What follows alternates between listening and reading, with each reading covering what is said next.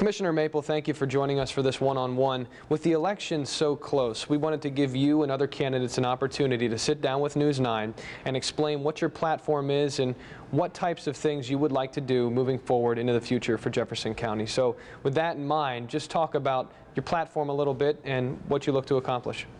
Well, we look at some of the successes over the years, and really a lot of the platform is building on those successes.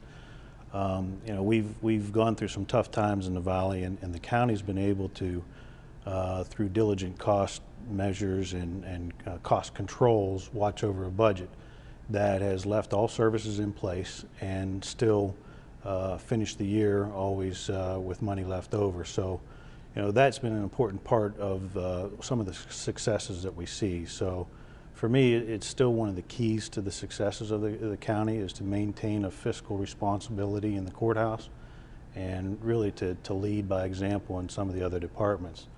On the other side of that, some of the improvements we've made over the years with infrastructure and water and sewer, we really want to continue that. We've got some big projects out there that are in process, and some important decisions need to be made, Smithfield, Amsterdam, and we want to see those through to completion. We've really saw, when I took office, we had quite a few areas in the county where water and sewer systems were in bad shape, disrepair, or non-existent, and you know, we've had good success with Pottery Dish and Crestview Belvedere. We just did a Mingo project, a Brilliant Booster Station project, and some water line extensions. So for me, I think that fits in a role of a county commissioner, is to keep looking at those opportunities for extending and improving those sort of utilities. And then past that is obviously the importance of economic development. Since I've been in office, we've done a nice job of changing our economic development platform to a port authority. The Port Authority is still rather new, but we do have some successes to report in that Port Authority. One of the important things now that we're working on through the Port Authority is really to be ready for some of these folks that are developing properties or creating jobs. We're in competition with areas of the country where those sites are already ready. They already have infrastructure. They already have roads and sewers and water and power. And our inventory is low. We don't have many sites that are ready for some of those folks to come in.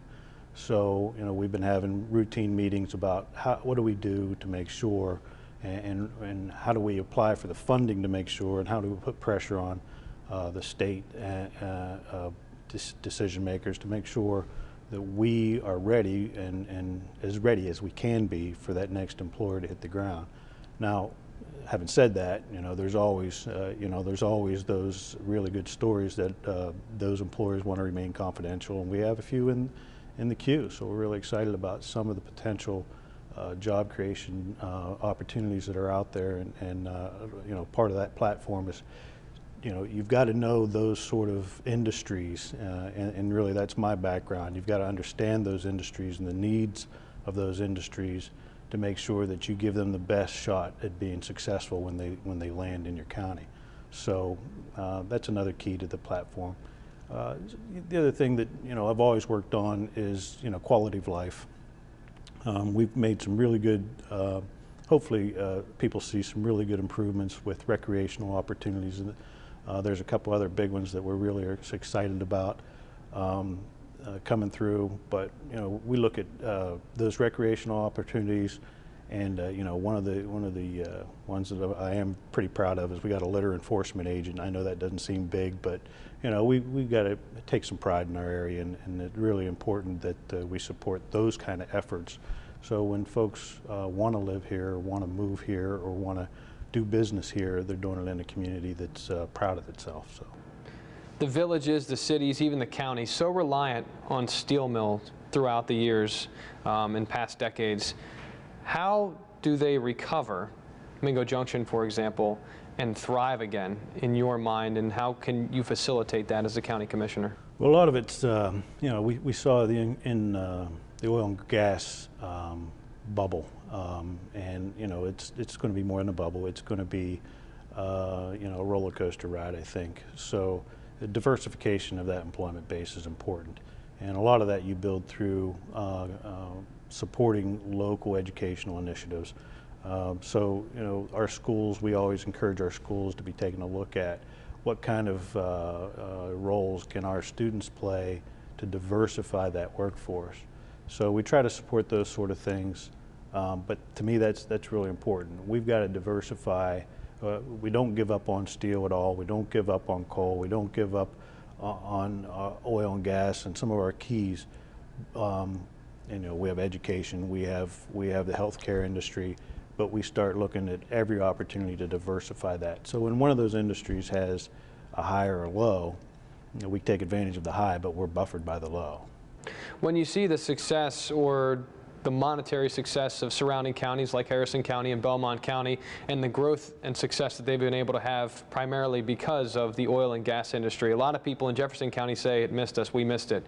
What do you say to folks that have that mindset? Yeah, and I guess I could understand someone having that mindset, and we didn't miss it.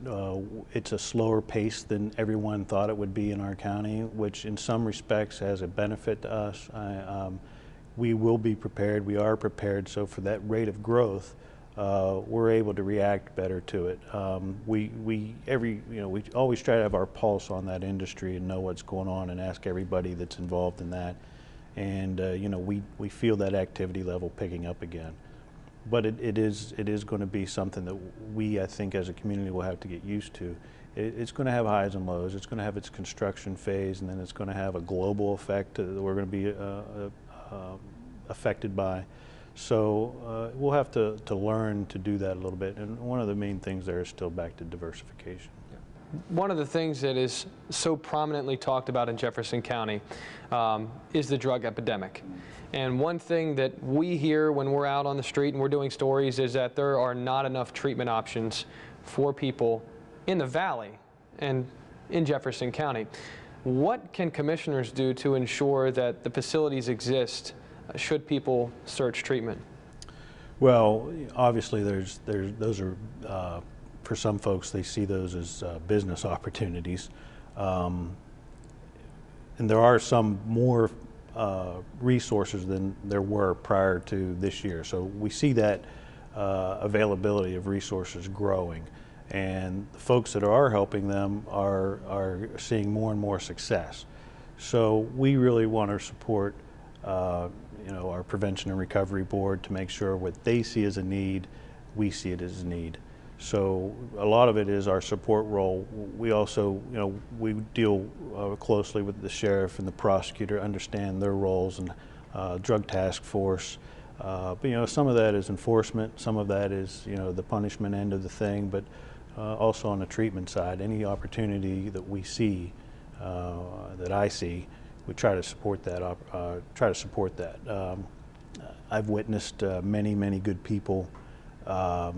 Their lives really destroyed at some level by them simply having an injury at the house and being prescribed the wrong, maybe not the wrong, I'm not a doctor, but be prescribed something that becomes something they can't get off of.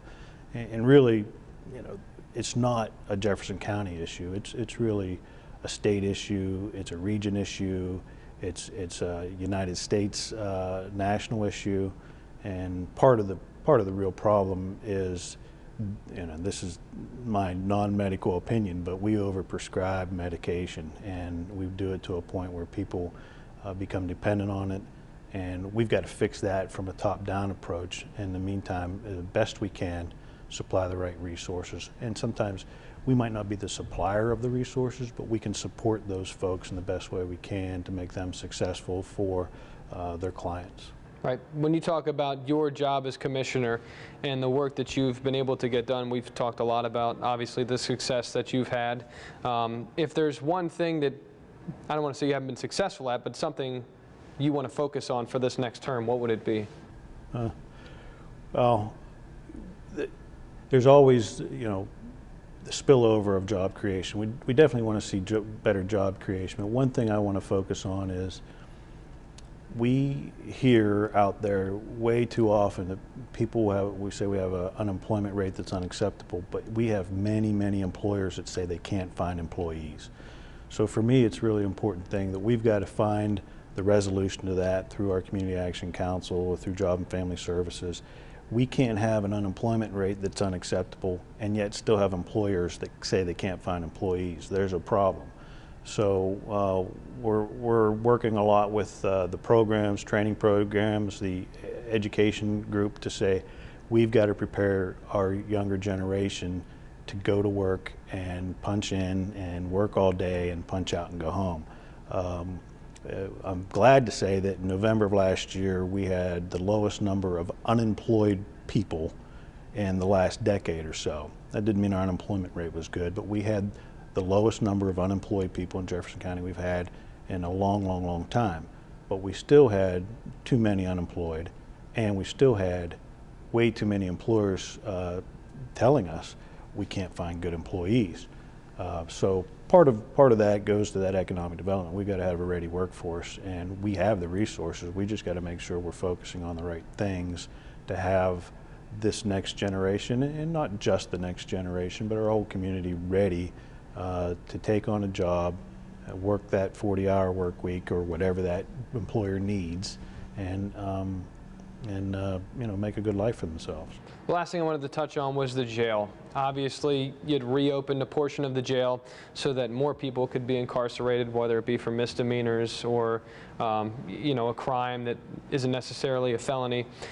How can you ensure for the voters that that jail is going to remain open moving forward? Because we know that for now, that wasn't a permanent fix. Well, we know we have a little bit of a budget crunch with the change to the way Medicare, Medicaid is going to be taxed and the revenue from that. So that's $1 million impact that we're ready for, and we of course are encouraging you know, a change to that the decision. But quite a few years back, there was a levy put on, and the voters voted it down pretty substantially and sent the message that we didn't want a levy to support that. We've been fortunate in the commissioner's office that, you know, we've done a good job fiscally, and we had the money there, and we also looked at the strategy and the needs of the county. So every year we go through this process of a budget, and you know, I listened to those folks, and the strategy that year from the sheriff, from the judges, from the prosecutor was, hey, we got to change our strategy and focus on this, and that's what we did. I don't foresee that changing. We have done a pretty good job of managing the taxpayers' dollars in Jefferson County, and I don't see any significant concerns about that changing. Now, with that, we've also been, we've seen some successes with the prosecutor's office, City of Steubenville, some changes that we made there, and you know, those start to reduce costs at the same time.